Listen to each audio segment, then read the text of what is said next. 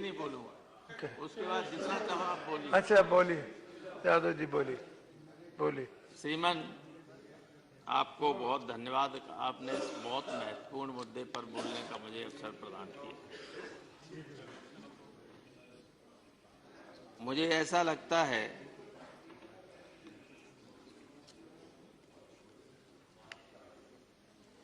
कि प्रधानमंत्री जी ने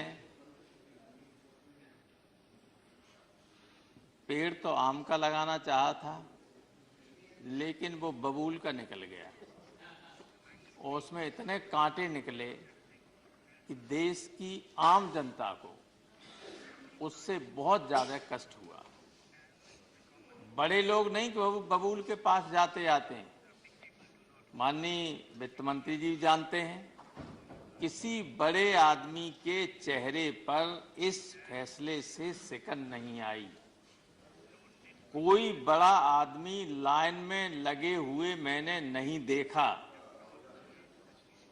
8 तारीख को जब ये टीवी का न्यूज सुन रहे थे हम लोग, अकस्मात आया कि अभी 8 बजे प्रधानमंत्री देश को संबोधित करेंगे, तो स्वाभाविक लोगों के मन में जिज्ञासा हुई और कुछ आश्चर्य कि क्या बात है। आज तीनों जनरल सेनाध्यक्षों से बात हुई थी, सिक्योरिटी काउंसिल के जो एडवाइजर हैं, सिक्योरिटी एडवाइजर, उनसे बात हुई। हो सकता है कोई बॉर्डर को लेके कोई बात हो रही हो, कोई मामला हो, लेकिन अपने सामान्य भाषण के दौरान ही प्रधानमंत्री ने जब ये घोषणा की तो मैं बाहर निकला तो मेरे बच्चों ने पूछा कि पापा क्या बात है। मैंने की बात ये है कि सामने खान मार्केट है, उससे सब्जी खरीदने के लिए पैसे अब नहीं, जो हैं पैसे वे खत्म। और हमने कि जाके देखो, पूरे खान मार्केट में 2 दिन में एक आदमी कोई भी खरीदार नहीं था, सिवा दुकानदारों की गाड़ियां और दुकानदार के अलावा कोई नहीं। ऐसी स्थिति थी। ये स्थिति कभी आपातकाल में भी नहीं आई। शरद जी जेल में थे और लोग जेल में थे, मैं तो बाहर था, लेकिन नेताजी और कमांडर अर्जुन सिंह भदौरिया, हमारे आरएसएस के कई नेता थे, वे जेल में थे। उनके लिए हम लोग डबल रोटी मक्खन सब ले जाते थे, उनको दिक्कत नहीं होती थी। लेकिन इस इमरजेंसी में ये दिक्कत हो गई कि आदमी अपना पैसा लेकर ही भिखारी बन गया, बैंक के सामने खड़ा है कि मेरा पैसा है, उसकी जगह मेरा पैसा दे दो। ये स्थिति कभी किसी ने सोची नहीं थी कि आएगी। हम या कोई भी बार बार नाम लिया है, बीजेपी के नेताओं ने नाम लिया है, बहन जी का नाम लिया है, मुलायम सिंह का नाम लिया है। अगर पैसा के बल पे कोई चुनाव जीतता तो कांग्रेस सत्ता में रही नहीं, हारती। आप 13 साल सत्ता में रहे अटल जी, आप चुनाव कैसे हार गए थे? अगर पैसे से ही चुनाव जीता जाता। पैसे से कोई चुनाव नहीं जीतता। चुनाव जीतता है जनता के मन में जान पहुंचने से। आपने देखा नहीं है, आप अभी शहर में हैं। मैं जब दिल्ली से चला इटावा के लिए और जैसे ही जमुना एक्सप्रेस वे से नीचे उतरा तो पहली छोटी सी एक बैंक है कुबेरपुर में, आगरा जिले में, उसमें इतनी लंबी लाइन लगी हुई थी और उस कॉलेज पे है बैंक, उसके ऊपर पुलिस खड़ी हुई थी, नीचे भी पुलिस थी। सब पूरी पुलिस को लगाना पड़ रहा है बैंकों के आसपास। लॉ एंड ऑर्डर की स्थिति पैदा हो रही है, क्योंकि मैंने उसमें देखा गाड़ी को रोक के कि सब गरीब आदमी थे, आधे से ज्यादा महिलाएं थीं। हम सब जानते हैं कि ये पुरुष प्रधान देश है। महिलाएं जो नौकरी करती हैं उन्हें छोड़कर, और जो घरेलू महिलाएं हैं, हाउस वाइफ्स हैं, उनको पुरुष पैसा देता है महीने में खर्च करने के लिए, घर चलाने के लिए 500 रुपया। गरीब आदमी है, कोई 1000 रुपया दे देता है, उसमें से महिलाएं 100-200 रुपया बचा लेती। 20 साल में उन्होंने जो पैसा कमाया, क्या उसमें कोई ब्लैक मनी है? कोई ब्लैक मनी है?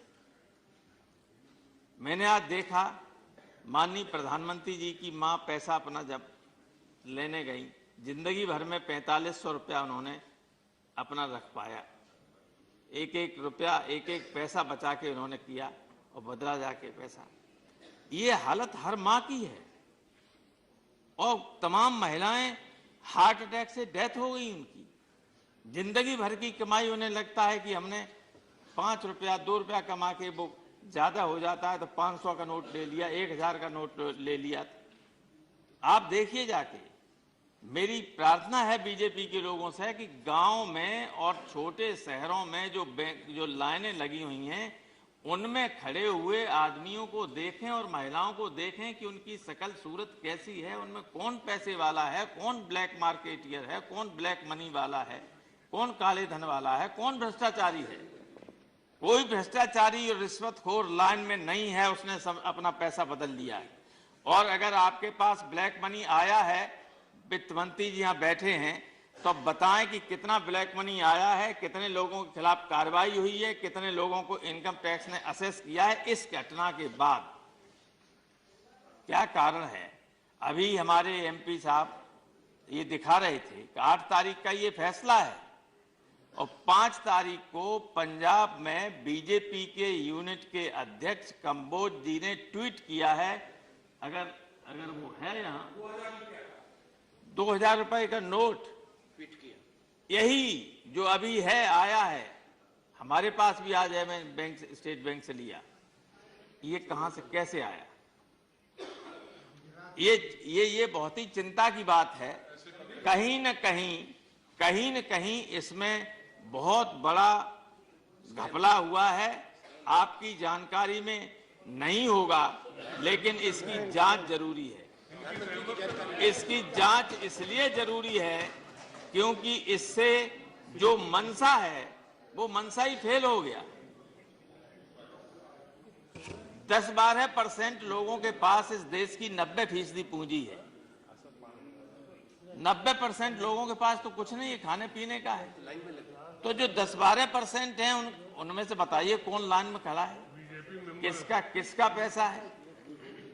और आप ये करके क्या करना चाहते हैं? आपको मालूम है कि ये असली टाइम था, फसल की बुआई चल रही है, किसान को खाद नहीं किसान ले पा रहा है, बीज नहीं ले पा रहा है,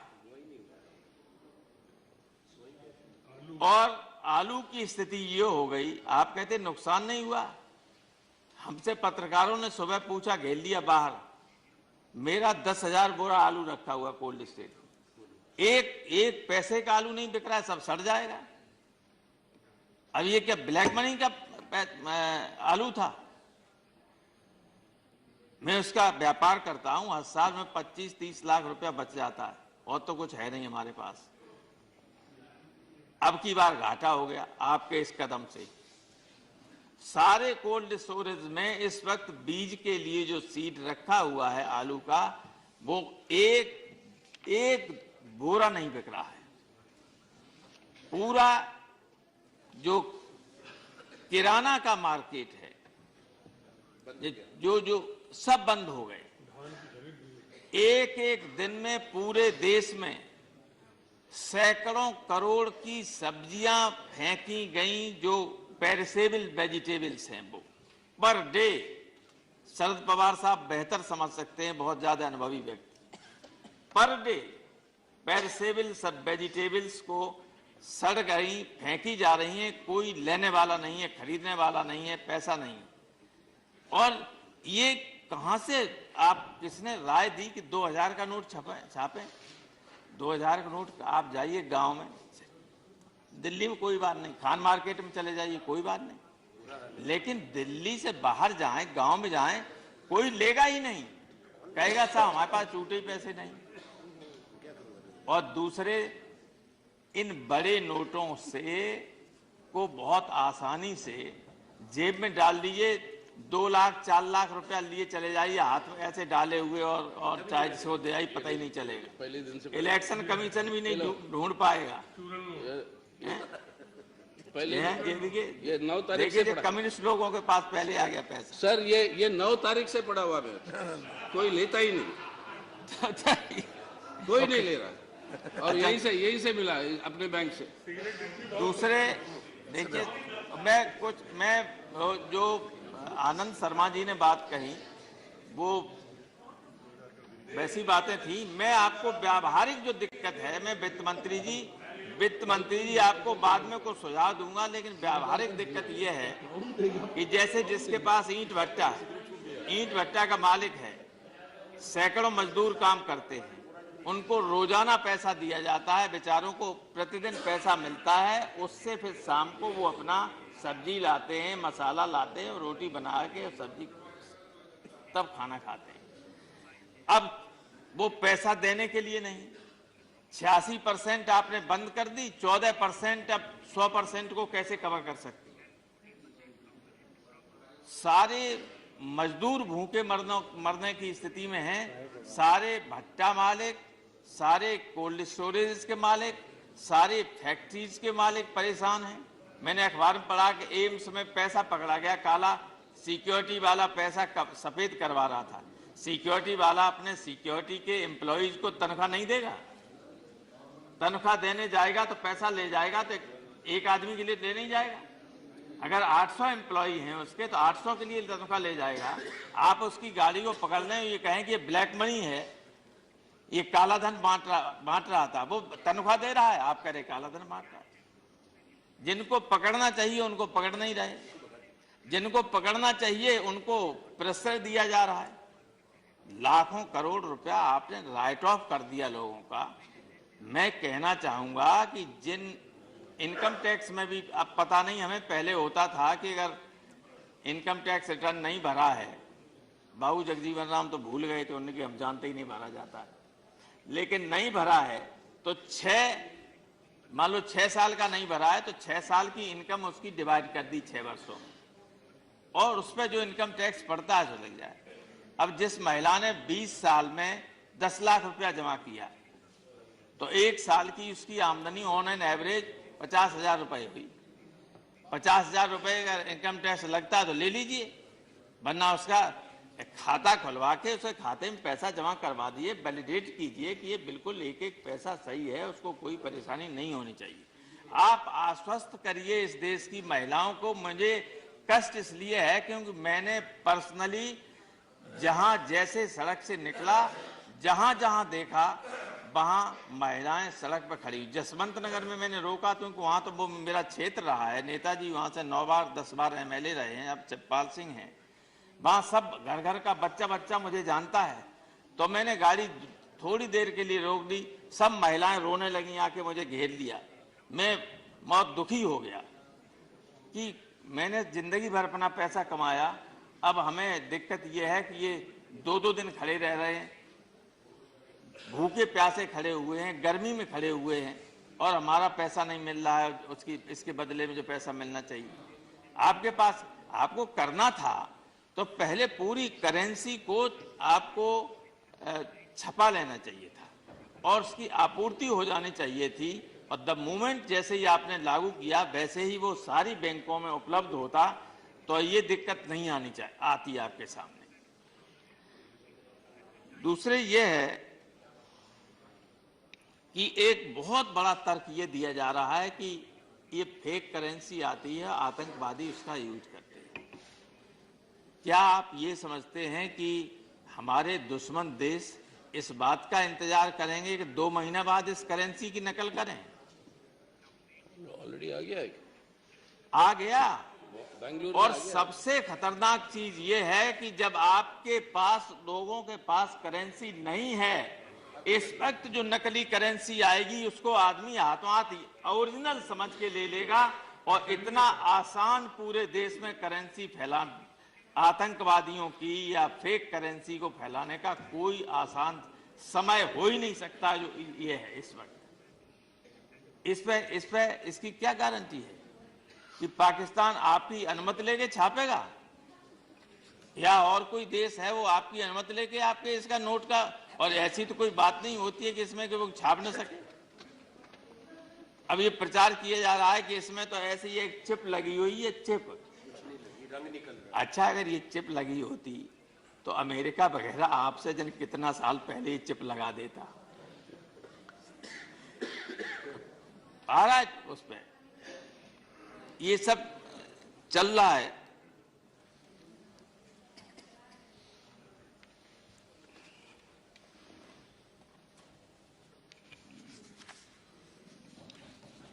ये जो रिश्वत में आता है पैसा, या नशे के व्यापार में या उसमें और गलत तरीके से आता है, इस पर जितनी सख्ती से आप उसको रोक सकते हैं, सारा सदन उसके साथ है, कोई उसका विरोध नहीं करता है। लेकिन मुझे खेद या दुख है इस बात का कि ये आरोप लगाया जा रहा है कि जो लोग इसका विरोध कर रहे हैं, ऐसा लगता है कि वे सब काला बाजारियों का और काले धन का सपोर्ट करने वाले लोग, इनमें कोई है ही नहीं काले बाजार करने वाले का। और वैसे जो आपकी कॉन्स्टिट्यूएंसी मेन है, मेन कॉन्स्टिट्यूएंसी माननीय वित्त मंत्री जी, वही सबसे ज्यादा प्रभावित है। और जब आप वोट मांगने जाएंगे तभी आपको अंदाज नहीं, आपको लगता बहुत बढ़िया है। ये कह रहे थे अभी गोयल साहब बोल रहे थे, बड़ा लोग प्रसन्न है, लोग प्रसन्न हैं। मैंने कल परसों कहा था कि अगर गांव में चले गए आप वोट मांगने, तो महिलाएं जो रोटी बनाने वाला बेलन होती हैं, उस बेलन से पीठ एक सी कर देंगी। ये हालत है आज के दिन। अभी जल्दी चुनाव मत करा देना, अगर जल्दी चुनाव करा दिया तो आपके कार्यकर्ताओं की पीठ पे हल्दी से सफाई करनी पड़ेगी, महिलाएं इतना मारेंगी। ये एक रियलिटी है, मैं यूं ही नहीं कह रहा हूं, मजाक में नहीं कह रहा हूं। और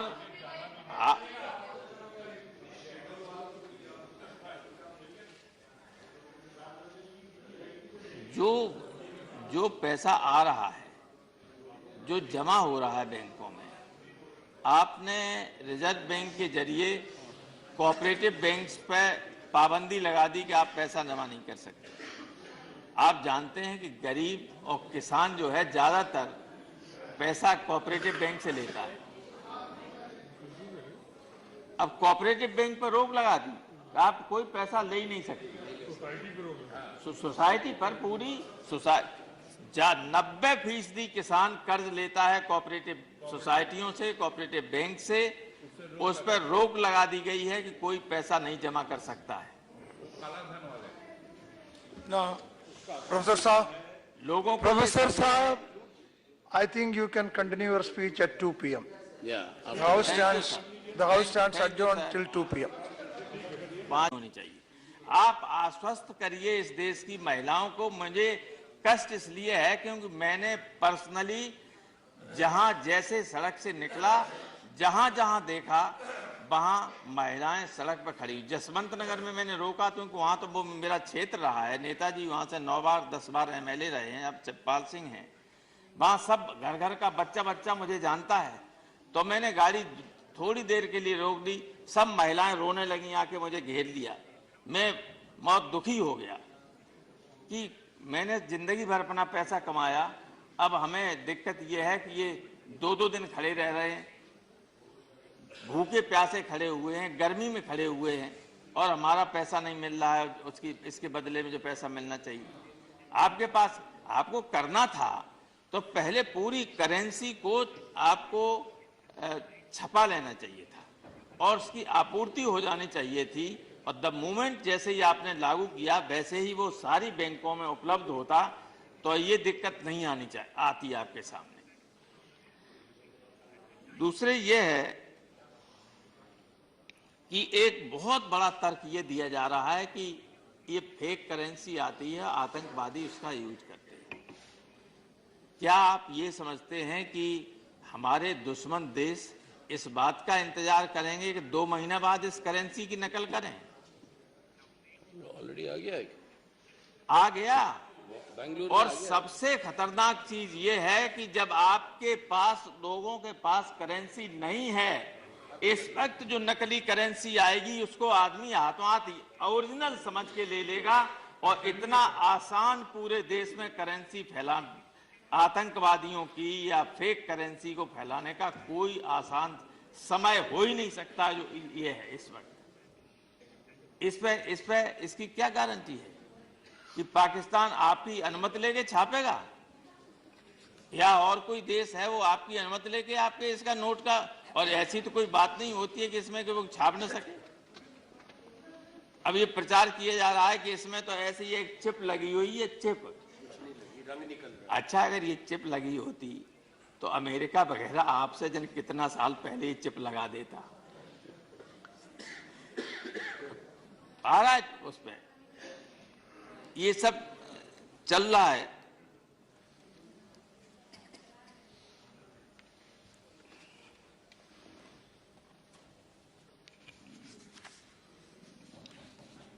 ये जो रिश्वत में आता है पैसा, या नशे के व्यापार में या उसमें और गलत तरीके से आता है, इस पर जितनी सख्ती से आप उसको रोक सकते हैं, सारा सदन उसके साथ है, कोई उसका विरोध नहीं करता है।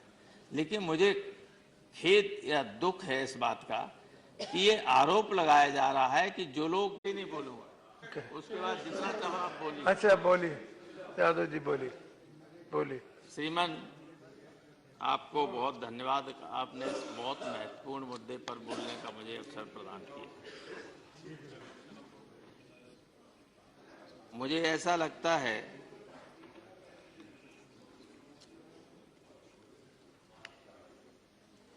कि प्रधानमंत्री जी ने पेड़ तो आम का लगाना चाहा था, लेकिन वो बबूल का निकल गया और उसमें इतने कांटे निकले कि देश की आम जनता को उससे बहुत ज्यादा कष्ट हुआ। बड़े लोग नहीं कि वो बबूल के पास जाते हैं।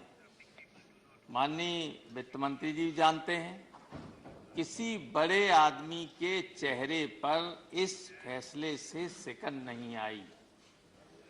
कोई बड़ा आदमी लाइन में लगे हुए मैंने नहीं देखा। 8 तारीख को जब ये टीवी का न्यूज सुन रहे थे हम लोग, अकस्मात आया कि अभी 8 बजे प्रधानमंत्री देश को संबोधित करेंगे, तो स्वाभाविक लोगों के मन में जिज्ञासा हुई और कुछ आश्चर्य कि क्या बात है। आप तीनों जनरल सेनाध्यक्षों से बात हुई थी, सिक्योरिटी काउंसिल के जो एडवाइजर हैं, सिक्योरिटी एडवाइजर, उनसे बात हुई। हो सकता है कोई बॉर्डर को लेके कोई बात हो रही हो, कोई मामला हो, लेकिन अपने सामान्य भाषण के दौरान ही प्रधानमंत्री ने जब ये घोषणा की तो मैं बाहर निकला तो मेरे बच्चों ने पूछा कि पापा क्या बात है। मैंने की बात ये है कि सामने खान मार्केट है, उससे सब्जी खरीदने के लिए पैसे अब नहीं, जो हैं पैसे वे खत्म। और हमने की जाके देखो, पूरे खान मार्केट में 2 दिन में एक आदमी कोई भी खरीदार नहीं था, सिवा दुकानदारों की गाड़ियां और दुकानदार के अलावा कोई। ऐसी स्थिति थी। ये स्थिति कभी आपातकाल में भी नहीं आई। शरद जी जेल में थे और लोग जेल में थे, मैं तो बाहर था, लेकिन नेताजी और कमांडर अर्जुन सिंह भदौरिया, हमारे आरएसएस के कई नेता थे, वे जेल में थे। उनके लिए हम लोग डबल रोटी, मक्खन सब ले जाते थे, उनको दिक्कत नहीं होती थी। लेकिन इस इमरजेंसी में ये दिक्कत हो गई कि आदमी अपना पैसा लेकर ही भिखारी बन गया, बैंक के सामने खड़ा है कि मेरा पैसा है, उसकी जगह मेरा पैसा दे दो। ये स्थिति कभी किसी ने सोची नहीं थी कि आएगी। हम या कोई भी बार बार नाम लिया है, बीजेपी के नेताओं ने नाम लिया है, ये दिखा रहे थे कि 8 तारीख का ये फैसला है और 5 तारीख को पंजाब में बीजेपी के यूनिट के अध्यक्ष कंबोज जी ने ट्वीट किया है, अगर वो है यहाँ, 2000 रुपए का नोट ट्वीट किया, यही जो अभी है, आया है हमारे पास भी, आज है, मैं बैंक से, स्टेट बैंक से लिया। ये कहां से कैसे आया? ये बहुत ही चिंता की बात है। कहीं न कहीं इसमें बहुत बड़ा घपला हुआ है। आपकी जानकारी में नहीं होगा, लेकिन इसकी जांच जरूरी है। इसकी जांच इसलिए जरूरी है क्योंकि इससे जो मनसा है वो मनसा ही फेल हो गया। 10-12% लोगों के पास इस देश की 90% पूंजी है। 90% लोगों के पास तो कुछ नहीं है, खाने पीने का है। तो जो 10-12% हैं उनमें से बताइए कौन लाइन में खड़ा है, किसका पैसा है। और आप ये करके क्या करना चाहते हैं? आपको मालूम है कि असली टाइम था, फसल की बुआई चल रही है, किसान को खाद नहीं किसान ले पा रहा है, बीज नहीं ले पा रहा है, और आलू की स्थिति ये हो गई। आप कहते नुकसान नहीं हुआ। हमसे पत्रकारों ने सुबह पूछा, घेर लिया बाहर, मेरा 10,000 बोरा आलू रखा हुआ कोल्ड स्टोरेज, एक पैसे का आलू नहीं बिक रहा है, सब सड़ जाएगा। अब ये क्या ब्लैक मनी का आलू था? मैं उसका व्यापार करता हूं, हर साल में 25-30 लाख रुपया बच जाता है, और तो कुछ है नहीं हमारे पास। अब की बार घाटा हो गया आपके इस कदम से। सारे कोल्ड स्टोरेज में इस वक्त बीज के लिए जो सीड रखा हुआ है आलू का, वो एक बोरा नहीं बिक रहा है। पूरा जो किराना का मार्केट है, जो सब बंद हो गए। एक दिन में पूरे देश में सैकड़ों करोड़ की सब्जियां फेंकी गईं, जो पेरिसेबल वेजिटेबल्स हैं, वो पर डे। शरद पवार साहब बेहतर समझ सकते हैं, बहुत ज्यादा अनुभवी व्यक्ति। पर डे पेरिसेबल सब वेजिटेबल्स को सड़ गई, फेंकी जा रही हैं, कोई लेने वाला नहीं है, खरीदने वाला नहीं है, पैसा नहीं है। और ये कहां से आप किसने राय दी कि 2000 का नोट छापें? 2000 का नोट आप जाइए गांव में, दिल्ली में कोई बात नहीं, खान मार्केट में चले जाइए, कोई बात नहीं, लेकिन दिल्ली से बाहर जाएं। बहन जी का नाम लिया है, मुलायम सिंह का नाम लिया है। अगर पैसा के बल पे कोई चुनाव जीतता तो कांग्रेस सत्ता में रही नहीं, हारती। आप 13 साल सत्ता में रहे अटल जी, आप चुनाव कैसे हार गए थे? अगर पैसे से ही चुनाव जीता जाता। पैसे से कोई चुनाव नहीं जीतता, चुनाव जीतता है जनता के मन में जान पहुंचने से। आपने देखा नहीं है, आप अभी शहर में हैं। मैं जब दिल्ली से चला इटावा के लिए, और जैसे ही जमुना एक्सप्रेस वे से नीचे उतरा, तो पहली छोटी सी एक बैंक है कुबेरपुर में, आगरा जिले में, उसमें इतनी लंबी लाइन लगी हुई थी, और उस कॉलेज पे है बैंक, उसके ऊपर पुलिस खड़ी हुई थी, नीचे भी पुलिस थी। सब पूरी पुलिस को लगाना पड़ रहा है बैंकों के आसपास। लॉ एंड ऑर्डर की स्थिति पैदा हो रही है, क्योंकि मैंने उसमें देखा गाड़ी को रोक के कि सब गरीब आदमी थे, आधे से ज्यादा महिलाएं थीं। हम सब जानते हैं कि ये पुरुष प्रधान देश है। महिलाएं जो नौकरी करती हैं उन्हें छोड़कर, और जो घरेलू महिलाएं हैं, हाउस वाइफ्स हैं, उनको पुरुष पैसा देता है महीने में खर्च करने के लिए, घर चलाने के लिए 500 रुपया। गरीब आदमी है, कोई 1000 रुपया दे देता है, उसमें से महिलाएं 100-200 रुपया बचा लेती। 20 साल में उन्होंने जो पैसा कमाया, क्या उसमें कोई ब्लैक मनी है? कोई ब्लैक मनी है? मैंने आज देखा, माननीय प्रधानमंत्री जी की मां पैसा अपना जब लेने गई, जिंदगी भर में 4500 रुपया उन्होंने अपना रख पाया। एक रुपया, एक पैसा बचा के उन्होंने किया, और बदला जाके पैसा। ये हालत हर मां की है, और तमाम महिलाएं हार्ट अटैक से डेथ हो गई उनकी। जिंदगी भर की कमाई, उन्हें लगता है कि हमने 5 रुपया 2 रुपया कमा के, वो ज्यादा हो जाता है तो 500 का नोट ले लिया, 1000 का नोट ले लिया। आप देखिए जाके। मेरी प्रार्थना है बीजेपी के लोगों से कि गांव में और छोटे शहरों में जो लाइनें लगी हुई हैं, उनमें खड़े हुए आदमियों को देखें और महिलाओं को देखें कि उनकी शकल सूरत कैसी है, उनमें कौन पैसे वाला है, कौन ब्लैक मार्केटियर है, कौन ब्लैक मनी वाला है, कौन काले धन वाला है, कौन भ्रष्टाचारी है। कोई भ्रष्टाचारी और रिश्वतखोर लाइन में नहीं है, उसने अपना पैसा बदल लिया है। और अगर आपके पास ब्लैक मनी आया है, वित्त मंत्री जी यहाँ बैठे हैं, तो बताएं कि कितना ब्लैक मनी आया है, कितने लोगों के खिलाफ कार्रवाई हुई है, कितने लोगों को इनकम टैक्स ने असेस किया है इस घटना के बाद। क्या कारण है? अभी हमारे एमपी साहब गांव में जाएं, कोई लेगा ही नहीं, कहेगा साहब हमारे पास छूटे पैसे नहीं। और दूसरे, इन बड़े नोटों से को बहुत आसानी से जेब में डाल लीजिए, 2 लाख 4 लाख रुपया लिए चले जाइए हाथ में ऐसे डाले हुए, और चाहे जिसको दे आई पता ही नहीं चलेगा। पहले दिन से इलेक्शन कमीशन भी नहीं ढूंढ पाएगा। पहले ये 9 तारीख से पड़ा। कम्युनिस्ट लोगों के पास पहले आ गया पैसा। सर ये 9 तारीख से पड़ा हुआ है, कोई लेता ही नहीं, कोई नहीं ले रहा, और यही से मिला अपने बैंक से।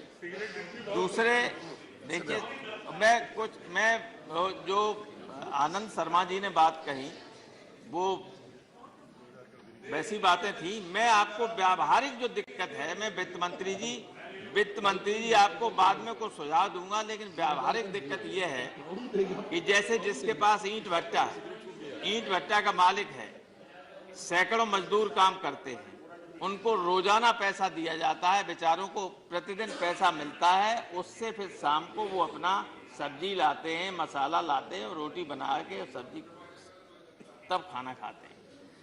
अब वो पैसा देने के लिए नहीं, 86% आपने बंद कर दी, 14% अब 100% को कैसे कवर कर सकती? सारे मजदूर भूखे मरने की स्थिति में हैं, सारे भट्टा मालिक, सारे कोल्ड स्टोरेज के मालिक, सारे फैक्ट्रीज के मालिक परेशान हैं। मैंने अखबार में पढ़ा कि एम्स में पैसा पकड़ा गया काला, सिक्योरिटी वाला पैसा सफेद करवा रहा था।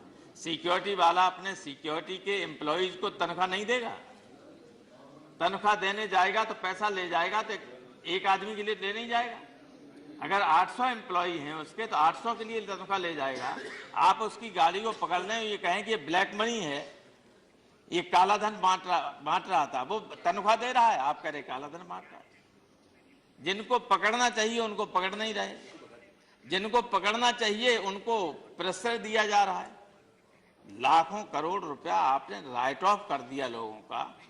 मैं कहना चाहूंगा कि जिन इनकम टैक्स में भी, अब पता नहीं, हमें पहले होता था कि अगर इनकम टैक्स रिटर्न नहीं भरा है, बाबू जगजीवन राम तो भूल गए थे, उनके हम जानते ही नहीं भरा जाता है, लेकिन नहीं भरा है तो मान लो 6 साल का नहीं भरा है तो 6 साल की इनकम उसकी डिवाइड कर दी 6 वर्षों में, और उस पर जो इनकम टैक्स पड़ता है जो लग जाए।